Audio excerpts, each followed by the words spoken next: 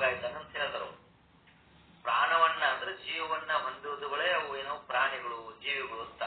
ಮತ್ತೆ ಜೀವಿಗಳ ಮೂಲಕ ಮನುಷ್ಯನ ಆಶೆಗೆ ತಕ್ಕಂತೆ ದೇಹವನ್ನು ಸೃಷ್ಟಿಸುವಂತ ಮಹಾಪ್ರಾಣನು ದೇಹದ ಇರುವಿಕೆಯಲ್ಲಿ ಪ್ರಮುಖ ಪಾತ್ರವನ್ನು ವಹಿಸುತ್ತದೆ ಅಂತಕ್ಕಂಥದ್ದು ಯಾವುದು ಮಹಾಪ್ರಾಣ.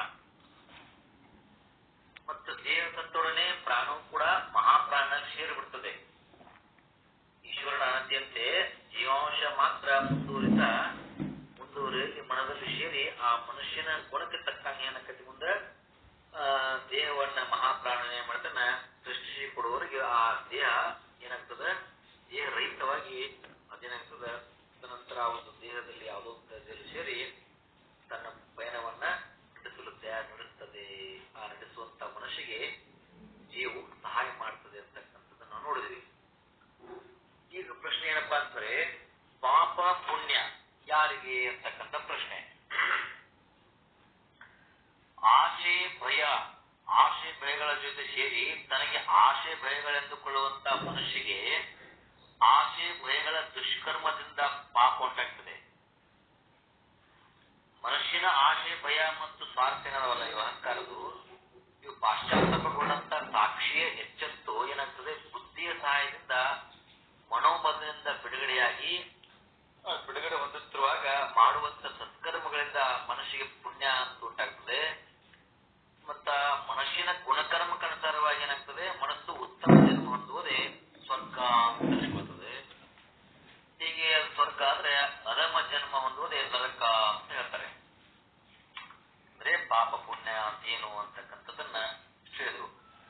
ಈಗ ಮುಂದಿನ ಪ್ರಶ್ನೆ ಏನಪ್ಪಾ ಅಂದ್ರೆ, ಸ್ವಾರ್ಥ ಹೇಗೆ ಹುಟ್ಟುತ್ತದೆ ಅಂತ ಕೇಳ್ತಾನೆ ಶಿಷ್ಯ. ಸ್ವಾರ್ಥ ಹೇಗೆ ಹುಟ್ಟುಕೊಳ್ಳುತ್ತದೆ? ತಾನು ತನ್ನದು ಎಂದುಕೊಳ್ಳುವುದೇ ಮನುಷ್ಯನ ಮೂಲ ಪ್ರವೃತ್ತಿ. ಇಲ್ಲೆಂದ್ರೆ ಅದರ ಸ್ವಾರ್ಥ ಮನೋಭಾವ ಚಿಗುರೊಡೆದು ಅಂತ ಹೇಳ್ತಾರೆ.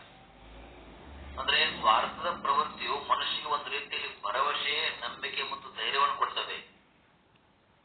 ಈಗ ತಾಯಿ ಗರ್ಭದಲ್ಲಿರುವಂತ ಭ್ರೂಣ ಶಿಶು ಏನದಲ್ಲ, ಆ ಭ್ರೂಣ ಶಿಶು 5ನೇ ತಿಂಗಳಲ್ಲಿ ತನ್ನ ಹೆಬ್ಬೆರಳನ್ನ ಬಾಯಿಗೆ ಏನು ಹಾಕೊಳ್ತದಲ್ಲ, ಇದೇ ಕಾರಣಕ್ಕೆ ಹಾಕೋದು ಅಂತ ಹೇಳ್ತಾರು.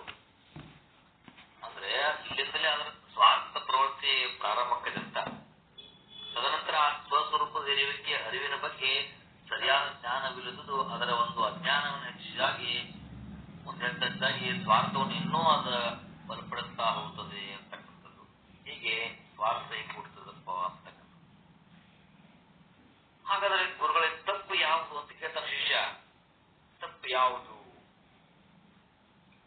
ಯಾವ್ದಂದ್ರೆ, ನಿನಗೆ ಇಲ್ಲದೆ ಇದ್ದುದನ್ನ ಇದೆಯಂತೆ ತಿಳಿಯುವುದೇ ಮೊದಲನೇ ತಪ್ಪು. ಅಂದ್ರೆ ದೇಹ, ಮನಸ್ಸು ಇತ್ಯಾದಿ. ಅಂದ್ರೆ ಇಲ್ಲದೆ ಇರುವುದರೊಳಗೆ ಆ ಅಖಂಡೇನ ಸಾಕ್ಷಿಸ್ವರೂಪದ ನಾನದಲ್ಲ, ಲಕ್ಷಾರ್ಥದ ನಾನು, ಆ ಲಕ್ಷಾರ್ಥದ ನಾನು ಇದೆಯಂತೆ ತಿಳಿಯುವುದೇ ಎರಡನೇ ತಪ್ಪು. ಇಲ್ಲದೆ ಇರುವುದರೊಳಗೆ ನಾನು ಇದೆ ಅಂತೇಳಿ ತಿಳಿಯುವುದೇ ಎರಡನೇ ತಪ್ಪದು. ದೇಹ ಮನವೇ ತಾನೆಂದಾಗ ಅಲ್ಲಿ ನಾನು ಇಲ್ಲ, ಅಂದ್ರೆ ಅಖಂಡ ಲಕ್ಷಾರ್ಥ ನಾನು ಇಲ್ಲ. ಆ ನಾನುವನ್ನು ತಿಳಿದಾಗ ಅಲ್ಲಿ ದೇಹ ಮನಗಳಿಲ್ಲ ಅಂತ. ಈ ರೀತಿಯಾಗಿ ಹಾಗಾದ್ರೆ ಗುರುಗಳೇ, ನನ್ನೊಳಗೆ ಏನಿದೆ ಅಂತ ಕೇಳ್ತಾನೆ ಶಿಷ್ಯ.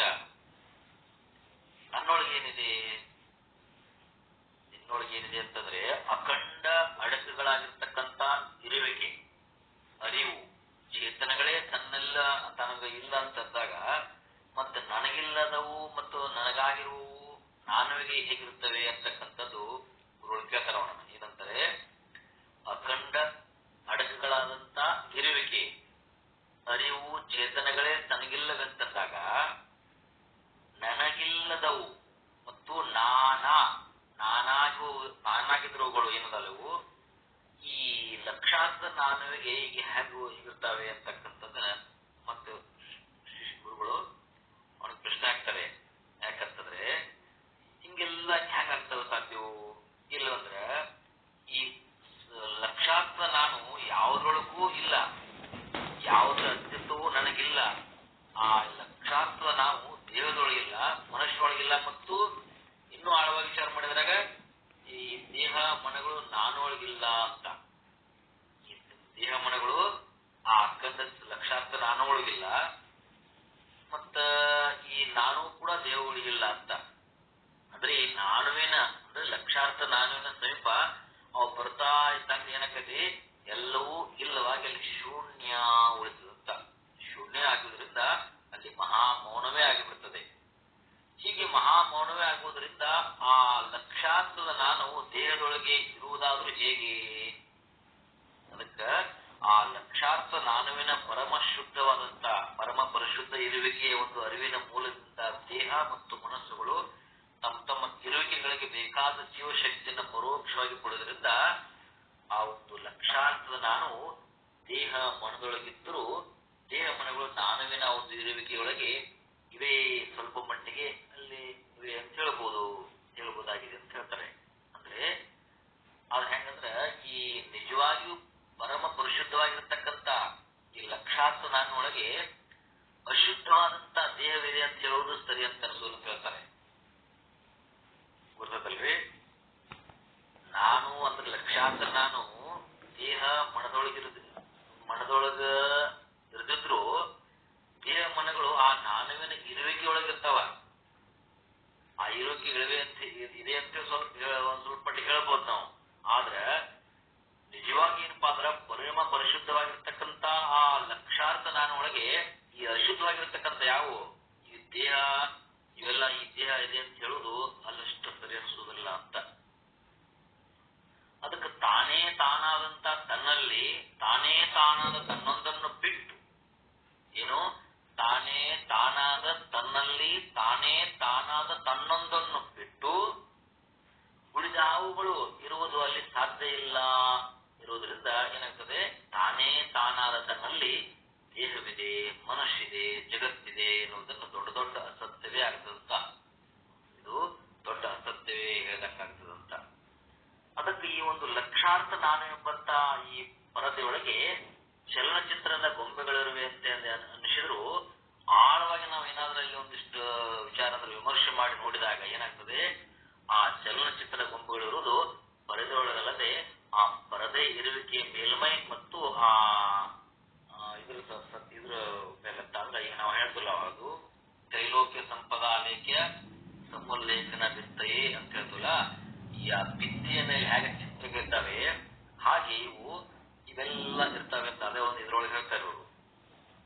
ಅದಕ್ಕೆ ಸಮೋಲ್ಲೇಖನ ಭಿತ್ತಯೇ ಸಚ್ಚಿದಾನಂದ ಸ್ವರೂಪಾಯ ಶಿವಾಯ ಬ್ರಹ್ಮಣ್ಯ ಅಂತ ಹೇಳ್ತಿಲ್ಲ. ಹಂಗ ಆ ಇರುವಿಕೆ ಏನು ಸ್ಕ್ರೀನ್ ಅದ ಆ ಸ್ಕ್ರೀನ್ ಮೇಲೆ ಹೆಂಗ ನಾವು ಗೊಂಬೆಗಳು ಕಾಣ್ತಾವ ಹಂಗ ಅಲ್ಲೆಲ್ಲ ಆ ಆಧಾರವಾಗಿದೆ ಅಂತ ಹೇಳುವಂತೆ ಈ ಲಕ್ಷಾರ್ಥದ ನಾನು ಈ ಲಕ್ಷಾರ್ಥ ನಾನುವಿನ ಇರುವಿಕೆ ಏನದಲ್ಲ ಅಂದ್ರೆ ಅಖಂಡ ಈಶ್ವರನ ಭಗವಂತನ ಇರುವಿಕೆ, ಆ ಇರುವಿಕೆಯ ದೇಹ ಮನಗಳ ಇರುವಿಕೆ ಕಾರಣ ಅಥವಾ ಆಧಾರವಾಗಿದೆ ಅಂತಿಷ್ಟೇ ಇಲ್ಲಿ ಹೇಳ್ಬೋದು ಅಂತ ಕೂಡ ಹೇಳ್ತಾರೆ ಅವರು.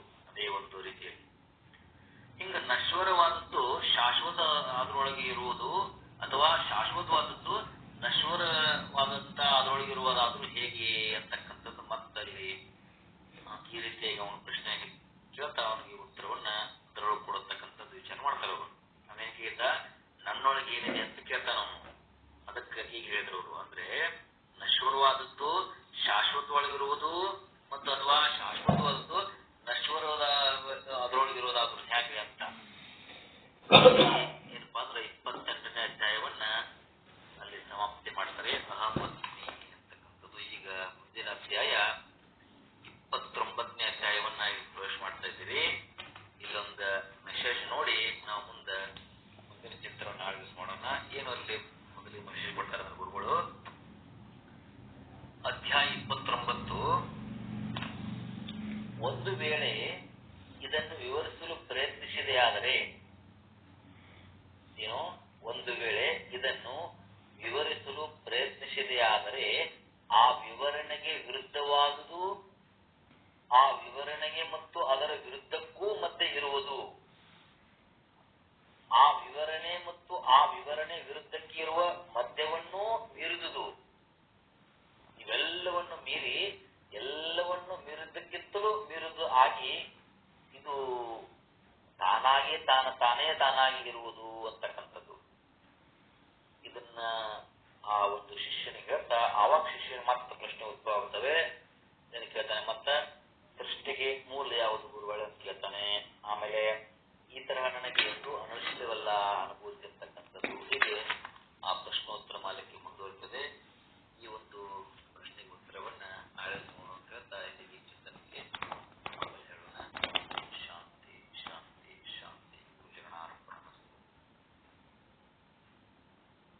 ತುಂಬಾ ಧನ್ಯವಾದಗಳು ಗುರುಗಳಿಗೆ. ನಾನು ಇದ್ರ ಬಗ್ಗೆ ಬಹಳ ಆಳವಾಗಿ ವಿಚಾರವನ್ನ ಹೇಳಿದ್ರು. ಅದು ಬಹಳ ಆಳವಾದ ವಿಚಾರ ಬೇಕಾಗ್ತದೆ. ಗುರುಗಳಿಗೆ ಅನಂತ ಧನ್ಯವಾದಗಳು. ನಮ್ಮ ಗುರುಗಳೆಲ್ಲ ಹೇಳಿದ್ದೈತ್ರಿ ಅದ್ರಾಗ, ಅದ್ರಾಗ ಸ್ವಲ್ಪ ಅನ್ನಷ್ಟು ನಮ್ಮೊಂದು ಮಾಡಿ ಹೇಳ್ತಾರೆ ಇಷ್ಟರು. ಪ್ರಶ್ನೆ ಎಷ್ಟು ಮಾಡ್ಯಾನ ನೋಡ್ರಲ್ಲ ಶಿಷ್ಯ.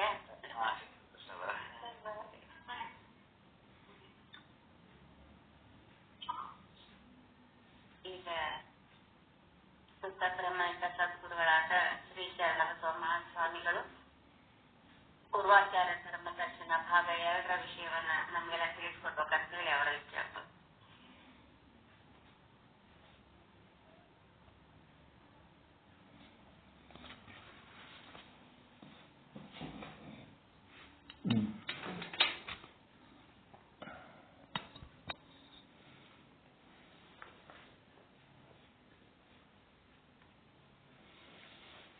ಓಂ ಸದ್ಗುರು ಶ್ರೀ ಶುದ್ಧ ಬ್ರಹ್ಮಣೇ ನಮಃ. ಸಮಸ್ತ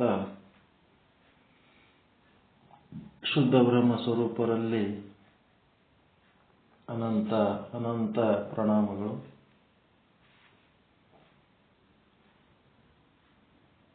ಅವು 2 ಶಬ್ದ ಬಳಸ್ತೀವಲ್ರಿ, ಅವು ಒಂದು ವ್ಯತಿರೇಕ, ಇನ್ನೂ ಒಂದು ಯಾವುದೋ ಶಬ್ದ ಅದಲ್ಲ, ಅನ್ವಯ. ಅನ್ವಯ ವ್ಯತಿರೇಕ. ಆ ಪರಬ್ರಹ್ಮ ಚೇತನದೊಳಗ ಅನಾತ್ಮಗಳು ಅದಾವ, ಅದಕ್ಕೇನಂತಾರ?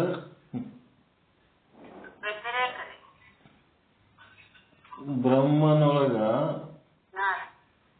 ನಾನು ಅನ್ನೋದೇನು ಶುದ್ಧ ನಾನು ಅದಲ್ಲ, ಅದ್ರೊಳಗ ಎಲ್ಲ ಅನಾತ್ಮಗಳು ಅದಾವ, ಅದಕ್ಕೆ ಆಶ್ರಯ ಕೊಟ್ಟದದ ನಾನು ಅನ್ನೋದು, ಅದಕ್ಕೆ ಅನ್ವಯ ಅಂತಾರ. ಅದ್ರೊಳಗೆ ಇದ್ದದಕ್ಕೆ ಅನ್ವಯ ಅಂತಾರ.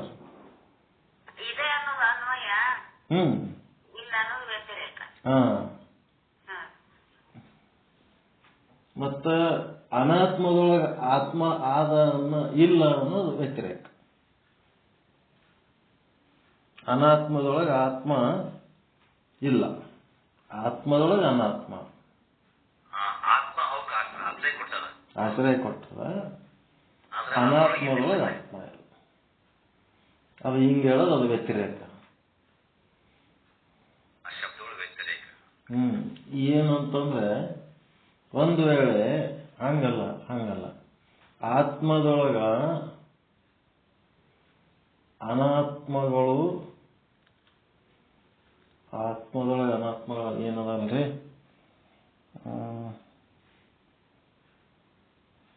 ಅನ್ವಯ ವ್ಯತಿರೇಕ ಹೆಂಗ್ರಿ? ಅದು ಹೆಂಗ ಮಾಡ್ತಿದ್ದೇವಲ್ಲ,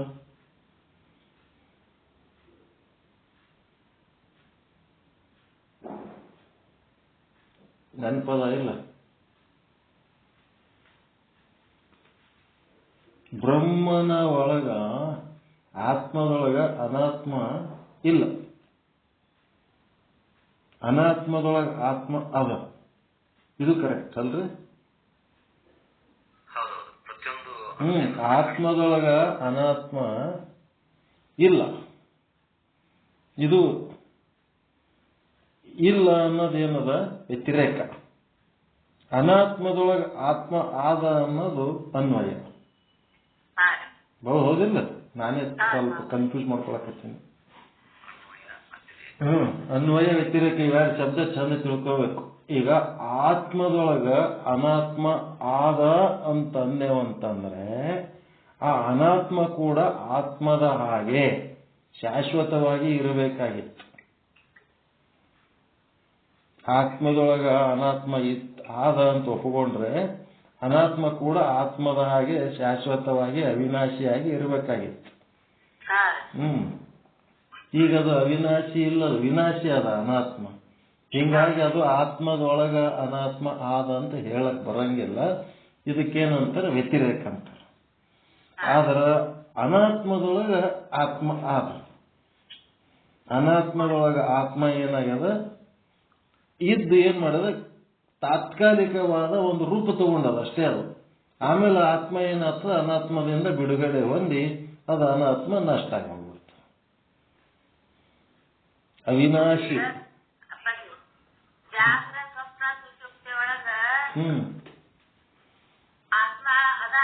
ಅದನ್ನ ಮತ್ತದ ಅನಾತ್ಮದೊಳಗ ಆತ್ಮ ಅದನ್ನ ಅವು ಒಂದ್ರೊಳಗೆ ಹೊಂದಿಲ್ಲ, ಅದು ಬೇರೆ. ಆದ್ರ ಜಾಗ್ರ ಸ್ವಪ್ನ ಸುಷುಪ್ತಿ ಒಳಗ ಬ್ರಹ್ಮ ಅದನ,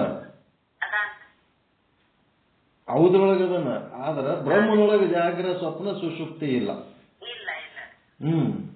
ಅದು ಹೇಳ್ಬೇಕಾಗಿದೆ. ಬೆಳಿಗ್ಗೆ ಮಧ್ಯಾಹ್ನ ರಾತ್ರಿ 3 ಕಾಲ ಇದರಲ್ಲಿ ಬ್ರಹ್ಮದನ. ಆದ್ರೆ ಬ್ರಹ್ಮನೊಳಗೆ ಇದು ಬೆಳಿಗ್ಗೆ ಮಧ್ಯಾಹ್ನ ಸಂಜೆ ಎಂಥದ್ದು ಏನು ಇಲ್ಲ. ಅಲ್ಲಿ ಇಲ್ಲ ಅನ್ನೋದು ವ್ಯತಿರೇಕ, ಅದ ಅನ್ನೋದು ಅನ್ವಯ. ಹಿಂಗ ನೋಡ್ರಿ. ವಿಚಾರ ಚಂದ್ರೋದಯದ ಭಾಷೆದಾಗ ಮಾತಾಡ್ಬೇಕು. ಅದೇ ವಾಕ್ಯ ವಾಪಸ್ ನೆನಪು ಮಾಡ್ಕೊಳಕ್ ಪ್ರಯತ್ನ ಮಾಡ್ಲಕತ್ತೇನೆ. ಈಗ ನಾನು ಅನ್ನೋದೇನು ಹೇಳಿರಲ್ಲ, ಅದ್ರೊಳಗೆ ಆದ ಇಲ್ಲ ಅನ್ನೋದು ಅದೇ ಅನ್ವಯ ವ್ಯತಿರೇಕ ಮಾಡ್ಕೊತ ಹೋಗ್ಬೇಕು. ಬ್ರಹ್ಮನೊಳಗೆ ಯಾವುದು ಅಂತ ಕಾಲ ದೇಶ ಯಾವುದು ಭೇದ ಭಾವಗಳಿಲ್ಲ. ಎಲ್ಲ 84 ಲಕ್ಷ ಜೀವರಾಶಿಗಳೊಳಗ ಬ್ರಹ್ಮನ. ಆದ್ರೆ ಬ್ರಹ್ಮನೊಳಗೆ 84 ಲಕ್ಷ ಜೀವರಾಶಿ ಅನ್ನೋದು ಇಲ್ಲ. ಬ್ರಹ್ಮ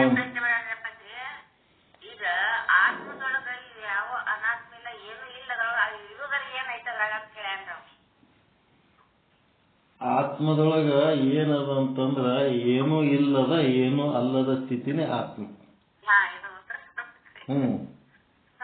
ಏನೂ ಅಲ್ಲದ ಏನೂ ಇಲ್ಲದ ಸ್ಥಿತಿಗೆ ಆತ್ಮ ಅಂತಾರೆ. ಎಲ್ಲವೂ ತಾನೇ ಆಗಿ ಏನು ಅಲ್ಲದಂತಿರುವ, ಎಲ್ಲವೂ ತನ್ನೊಳಗಿದ್ದರೂ ಏನು ಇಲ್ಲದಂತಿರುವ ಚೈತನ್ಯವೇ ಆತ್ಮ. ತನಗೆ ಯಾವ ಆಧಾರವಿಲ್ಲದಂತ ಎಲ್ಲದಕ್ಕೂ ತಾನೇ ಆಧಾರವಾಗಿರುವುದು ಆತ್ಮ. ತನಗೆ ಯಾವುದು ಕಾರಣವಿಲ್ಲದೆ ಎಲ್ಲದಕ್ಕೂ ತಾನೇ ಕಾರಣವಾಗಿರುವುದು ಆತ್ಮ. Uncaused cause of the universe, supportless support of the universe, parentless parent of the universe. ತನಗೆ ಯಾವ ತಂದೆ ತಾಯಿಗಳಿಲ್ಲದಿದ್ದರೂ ಎಲ್ಲದಕ್ಕೂ ತಂದೆ ತಾಯಿ ಉಪಾಧಿಯಲ್ಲಿರುವುದೇ ಆತ್ಮ. ಅದು ಆತ್ಮದ್ದು ವ್ಯಾಖ್ಯಾನಗಳು ಅವು ಫಿಕ್ಸ್ ಅದಾವ್ರೆ. ಅದಕ್ಕೆ ಭದ್ರಕಾಳಿ ಅಂತಾರೆ. ಕಾಳಿ ಅಂದ್ರೆ ಖಾಲಿ, ಏನು ಇಲ್ಲ. ಯಾವುದು ಏನು ಇಲ್ಲದಂಗಿರ್ತದೋ ಅದೇ ಭದ್ರವಾಗಿರ್ತದೆ. ಅದ್ರೊಳಗೆ ಏನಾರ ಇತ್ತಂತಂದ್ರೆ ಅಳ್ಳಾಡ್ತದ, ಸಪ್ಪಳ ಬರ್ತದೆ. ಒಳಗೆ ಇತ್ತು ಅಂತಂದ್ರೆ ಏನು ಇಲ್ಲದಂಗಿದ್ರೆ ಅದು ಭದ್ರವಾಗಿರ್ತದೆ.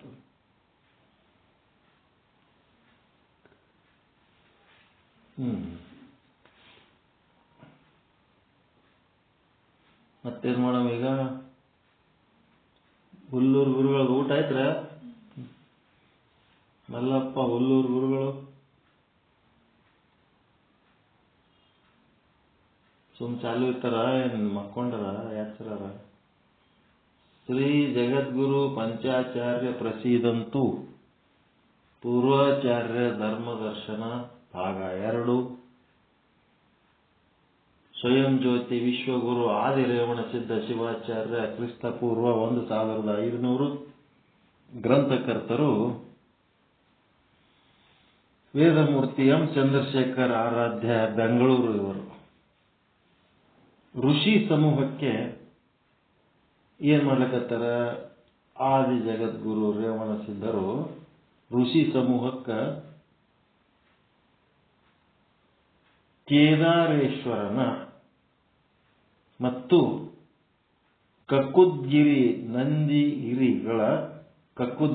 ನಂದಿಗಿರಿಗಳ ಮಹಿಮೆಯನ್ನು ವಿವರಿಸೋದು. ಕೇದಾರೇಶ್ವರ, ಕಕ್ಕುದ್ಗಿರಿ ಮತ್ತು ನಂದಿಗಿರಿ ಈ ಬೆಟ್ಟಗಳ ಮಹಿಮೆಗಳನ್ನ ಏನ್ ಮಾಡ್ತಾರೆ?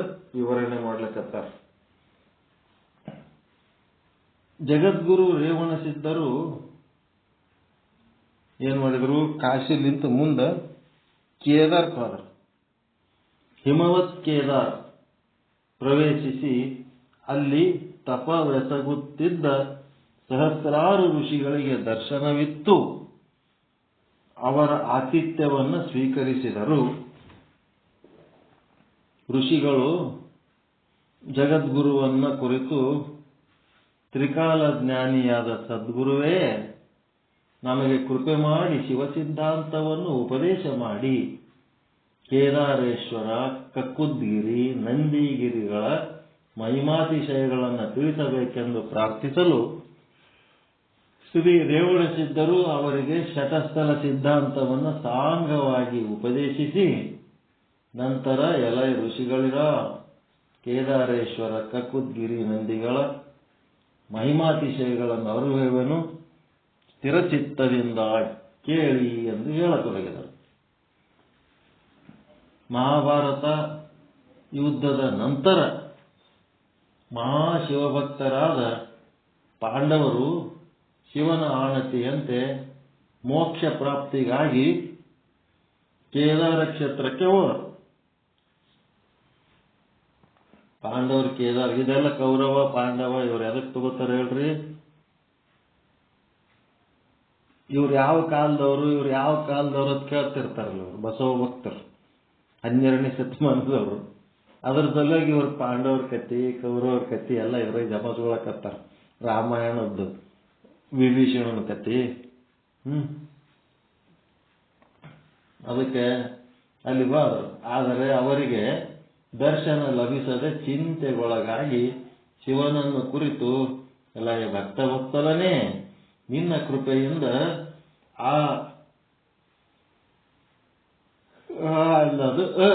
ಅಧರ್ಮಿಗಳಾದ ಕೌರವರನ್ನ ಧರ್ಮಯುದ್ಧದಲ್ಲಿ ಜಯಿಸಿ ಸಕಲ ರಾಜ್ಯ ವೈಭವಾದಿಗಳನ್ನು ಪಡೆದೆವು.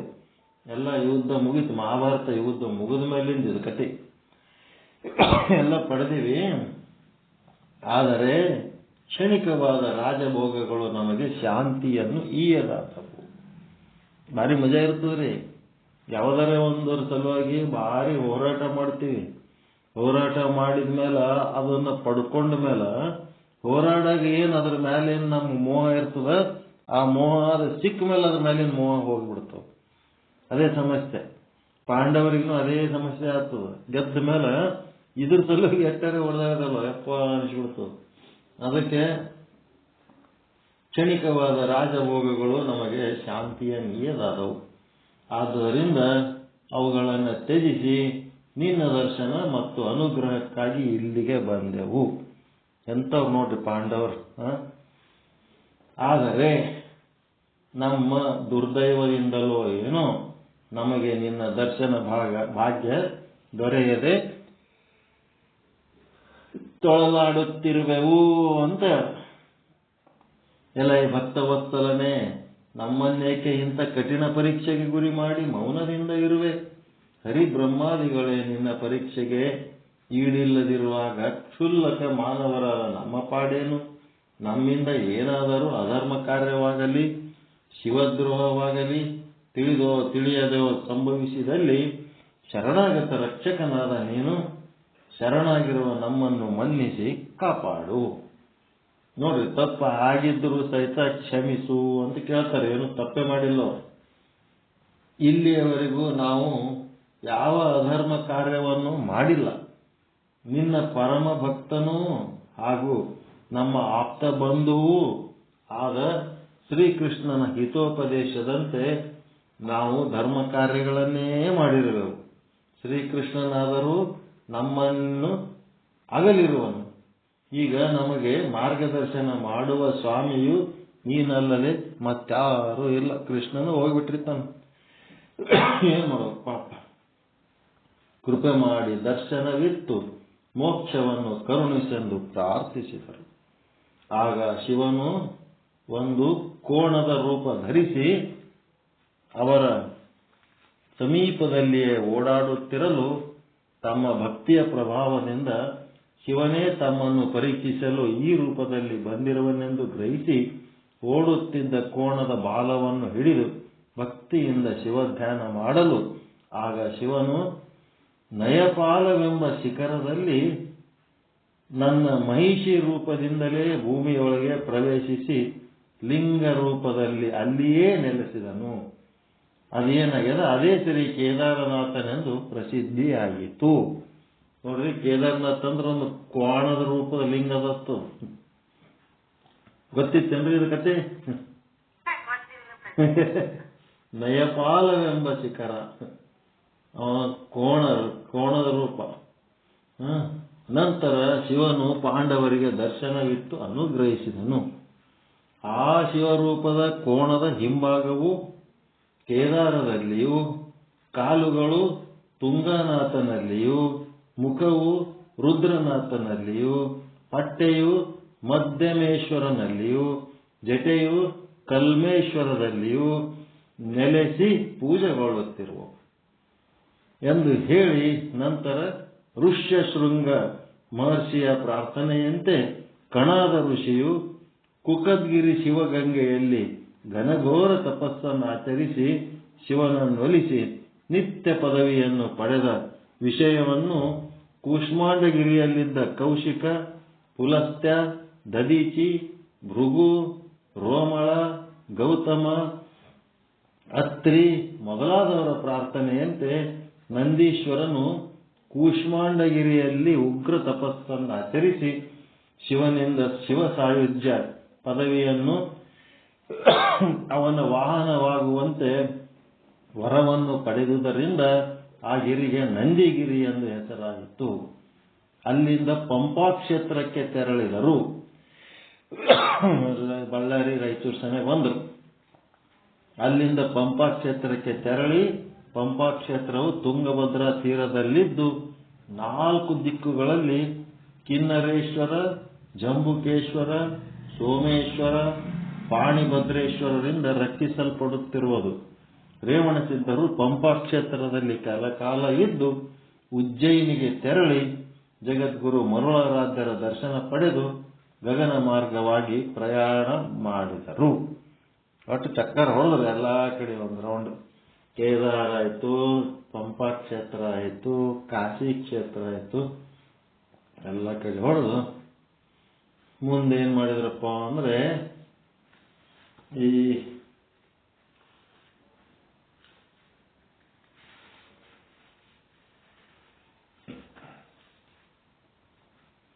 ಸಮಾಜೋದ್ಧಾರ ಕಾರ್ಯಗಳು ಮಾಡ್ತಾರೆ.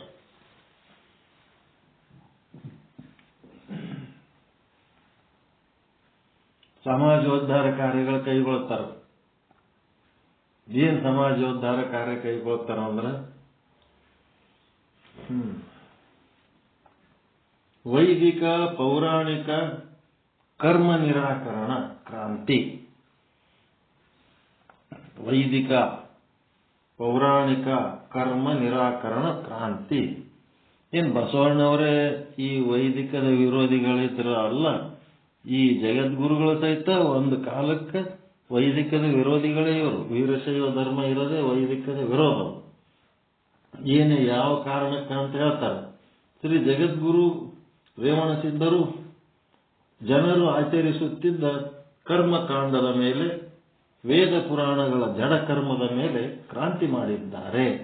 ಅಂದರೆ ವೇದಗಳ ಪೂರ್ವಕಾಂಡಗಳಲ್ಲಿ ಉಕ್ತವಾಗಿರುವ ಏನಪ್ಪ ಅಂದ್ರೆ ಯಜ್ಞ, ಯಾಗ, ಪಶುಬಲಿ, ನರಬಲಿ, ಸುರಾಪಾನ ಇತ್ಯಾದಿ ಹಿಂಸಾವೃತ್ತಿಗಳನ್ನು ಖಂಡಿಸಿ ಸರಿಯಾದ, ಅಂದರೆ ವೇದಗಳ ಉತ್ತರ ಭಾಗದಲ್ಲಿರುವ ಉಪನಿಷತ್ತುಗಳನ್ನು ಮತ್ತು ಆಗಮಗಳನ್ನು ಎತ್ತಿ ಹಿಡಿದು ಅದರಲ್ಲಿ ಉಕ್ತವಾಗಿರುವ ಜ್ಞಾನ ಭಾಗವನ್ನು ಸರಿಯಾದ ರೀತಿಯಲ್ಲಿ ಅನುಸರಿಸಿ ಜ್ಞಾನ ಸಂಪನ್ನರಾಗಿ ಮೋಕ್ಷ ಪಡೆಯಬೇಕೆಂದು ಅವರಿಗೆ ಉಪದೇಶಿಸಿದರು. ಅದರೊಳಗ ನರಬಲಿ, ಪ್ರಾಣಿ ಬಲಿಗಳು ಕೊಡಂಥದ್ದು, ಯಜ್ಞ ಯಾಗ ಮಾಡ್ತಿದ್ರಲ್ಲ ಅದನ್ನು ಖಂಡಿಸಿದ್ರು. ಅದಕ್ಕೆ ವೈದಿಕ ಪೌರಾಣಿಕ ಕರ್ಮ ನಿರಾಕರಣೆ.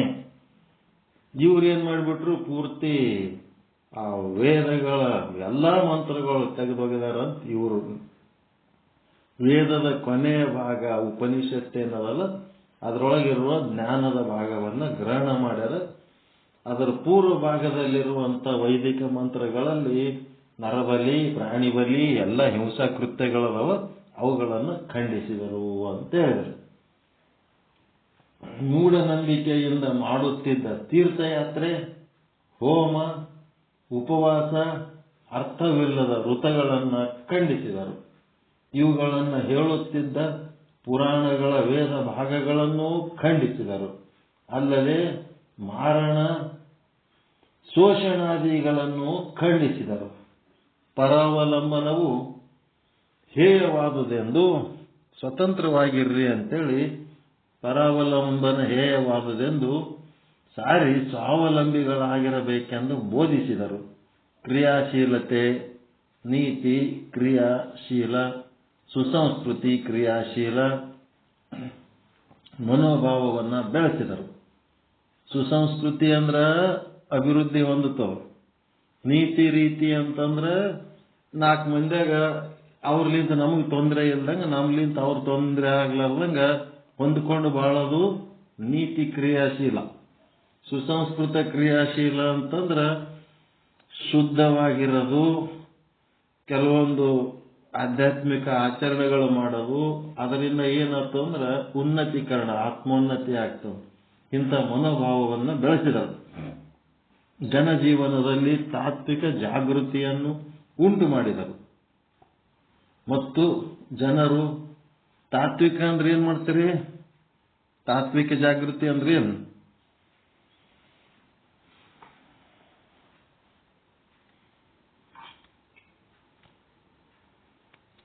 ಆಧ್ಯಾತ್ಮದ ಜ್ಞಾನ ಕೊಡುವಂತ. ಅದೇ ಮತ್ತೆ ಆಧ್ಯಾತ್ಮಿಕ ಅಂದ್ರೆ ಏನು? ತಾತ್ವಿಕ ಅಂತಂದ್ರ ಅದರೊಳಗೆ ತತ್ವಂ, ಅದೇ ತಾತ್ವಿಕ.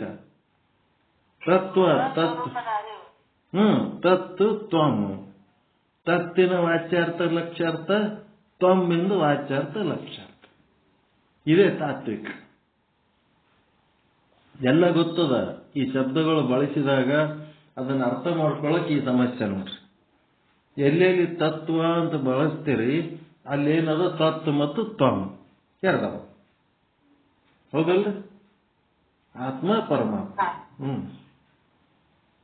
ಆ ತ್ವಮ್ಮಿಂದು ವಾಚ್ಯಾರ್ಥ ಲಕ್ಷ್ಯಾರ್ಥ, ತತ್ತಿಂದು ವಾಚ್ಯಾರ್ಥ ಲಕ್ಷ್ಯಾರ್ಥ. ತ್ವಮ್ಮಿಂದು ವಾಚ್ಯಾರ್ಥ ಲಕ್ಷ್ಯಾರ್ಥ ಕೂಟಸ್ಥ ಮತ್ತು ಜೀವ, ತತ್ತಿಂದು ವಾಚ್ಯಾರ್ಥ ಲಕ್ಷ್ಯಾರ್ಥ ಈಶ್ವರ ಮತ್ತು ಬ್ರಹ್ಮ. ಈಶ್ವರ ಮತ್ತು ಜೀವ ಏನದವ, ಇವು ಈ ಬ್ರಹ್ಮಾಂಡ ಪಿಂಡಾಂಡಗಳ ಅಭಿಮಾನಿಗಳಾಗಿ ಅಜ್ಞಾನದಲ್ಲಿ ಅದಾವ. ಮತ್ತು ಅವು ಬೇರೆ ಅಲ್ಲ, ಅವು ಬ್ರಹ್ಮ ಸ್ವರೂಪನೇ ಅದಾವ. ಯಾವಾಗ ಈ ಬ್ರಹ್ಮಾಂಡ ಪಿಂಡಾಂಡಗಳ ಅಭಿಮಾನ ಬಿಡ್ತಾವ ಅವಾಗ ಅವೇ ಬ್ರಹ್ಮ ಸ್ವರೂಪ ಆಗ್ತಾವ. ಹಿಂಗ ಹೇಳೋದು ತಾತ್ವಿಕ. ಇದೇ ತತ್ವಜ್ಞಾನ. ಜನರು ಆಚರಿಸುತ್ತಿದ್ದ ಏನಂತಾರೆ ತತ್ ತ್ವಮ್ಮು ಎರಡು ಬಿಡಿಸ್ತಾರೆ ಎಲ್ಲರೂ. ಪರಮಾತ್ಮನ ವಿಷಯ ಬಹಳ ಚಂದ ಹೇಳ್ತಾರ. ಆತ್ಮದ ವಿಷಯ, ಪಿಂಡಾಂಡದೊಳಗಿನ ಆತ್ಮದ ವಿಷಯನು ಬಹಳ ಚಂದ ಹೇಳ್ತಾರ. ಆದ್ರೆ ಎಲ್ಲಿ ಕೈ ಬಿಡ್ತಾರ ಅಂತಂದ್ರ ಆತ್ಮ ಪರಮಾತ್ಮ ಒಂದೇ ಅಂತ ಹೇಳುವಲ್ಲಿ ಕೈ ಬಿಟ್ಬಿಡ್ತಾರೆ. ಅವೆರಡು ಬೇರೆ ಬೇರೆ ಅಂತ ಹೇಳಿಬಿಟ್ರು ಅಂತಂದ್ರೆ ಹೊಲಸ ಬಿಸ್ಬಿಡ್ತಾರೆ. ಅವೆರಡು ಒಂದೇ ಅಂತ ಹೇಳಂತ ಗ್ರಂಥಗಳು ಮತ್ತು ಗುರುಗಳನ್ನು ಮಾತ್ರ ನಾವು ಗೌರವಿಸಬೇಕೇ ಹೊರತು ಅವು ಬೇರೆ ಬೇರೆ ಅಂತ ಹೇಳೋರು ಅವುಗಳಿಗೆ ನಾವು ಕಿವಿ ಕೊಡಬಾರದು. ಬಹಳ ಮುಖ್ಯ ಅದು. ಮತ್ತೆ ತಾತ್ವಿಕ ಜಾಗೃತಿಯನ್ನು ಉಂಟು ಮಾಡಿದರು. ಜನರು ಆಚರಿಸುತ್ತಿದ್ದ ಜಡ ಜೀವನ ಪದ್ಧತಿಯನ್ನ ಖಂಡಿಸಿ ಜನಜೀವನದಲ್ಲಿ ತಾತ್ವಿಕ ಜಾಗೃತಿಯನ್ನು ಉಂಟು ಮಾಡಿದರು. ಜನಜೀವನ ಅಂತಂದ್ರೆ ಏನು? ಇದೆ ರೊಕ್ಕ ರೂಪಾಯಿ ಬಂಗಾರ ಸಂಸಾರ ಈ ಲೌಕಿಕ ಹೊಲ ಮನಿ ಏನದಲ್ಲ ಅದನ್ನು ತೆಗೆದು ಏನ್ ಮಾಡಿಬಿಟ್ರು, ಜನಜೀವನದಲ್ಲಿ ತಾತ್ವಿಕ ಜಾಗೃತಿ ಅಂತಂದ್ರೆ ಪರಮಾತ್ಮನ ವಿಚಾರಗಳನ್ನು ತುಂಬಿದರು. ಭಕ್ತಿ ಜ್ಞಾನ ಕ್ರಿಯೆಗಳೇ ಮಾನವನ ಮೇಲ್ಮೆಗೆ ಅಂದ್ರೆ ಮನುಷ್ಯನ ಆತ್ಮೋನ್ನತಿಗೆ ಅತ್ಯಗತ್ಯವಾದ ಮಾನವೀಯ ಮೌಲ್ಯಗಳು ಎಂದು ಸಾರಿ ಸಾರಿ ಮಾನವರನ್ನ ದೈವತ್ವಕ್ಕೇರಿಸಿ ಉದ್ಧರಿಸಿದರು. ಭಕ್ತಿ, ಜ್ಞಾನ, ಕ್ರಿಯೆಗಳು. ಕ್ರಿಯೆ ಅಂತಂದ್ರೆ ಏನು? ಕರ್ಮ. ಮತ್ತೇನು? ಕರ್ಮಕ್ಕೆ ಇವರು ಕ್ರಿಯೆ ಅಂತಾರೆ. ಜ್ಞಾನ, ಭಕ್ತಿ, ಕ್ರಿಯೆ ಅಂತೇಳಿ ಮಾಡಿ ಇವುಗಳಿಂದಲೇ ಏನಾಗ್ತದೆ, ಮನುಷ್ಯನ ಆತ್ಮೋನ್ನತಿ ಆಗ್ತದಂತೇಳಿ ಮನುಷ್ಯರಿಗೆ ದೈವತ್ವಕ್ಕೂ ಏರಿಸಂತ ಪ್ರಯತ್ನ ಮಾಡಿದರು. ಗುರುವಿನ ಕೆಲಸ ಏನಂತಂದ್ರೆ ಜೀವಾತ್ಮರನ್ನ ದೈವತ್ವಕ್ಕೆ ಏರಿಸೋದೇ ಗುರುವಿನ ಕೆಲಸ. ಅದೇ ಅವನ ಕೆಲಸ. ಮತ್ತ ನಾಳೆ ಹೇಳಮ್ಮ, ಟೈಮ್ ಆಯ್ತು, 10 ಆಯ್ತು. ಅಸ್ಪೃಶ್ಯ ಉದ್ಧಾರ ಮತ್ತ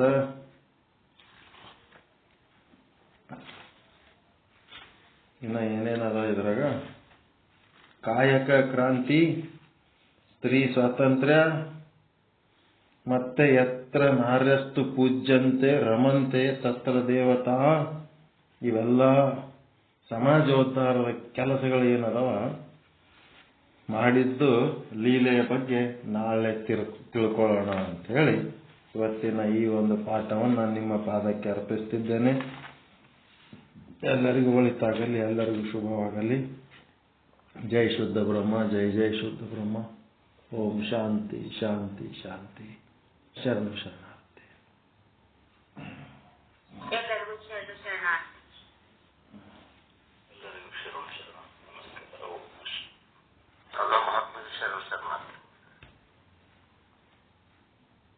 ಎಲ್ಲರಿಗೂ ಶರಣ ಶರಣಾರ್ಥಿ. ಓಂ ನಮಃ ಶಿವಾಯ. ಜೈ ಶುದ್ಧ ಬ್ರಹ್ಮ, ಜೈ ಶುದ್ಧ ಬ್ರಹ್ಮ.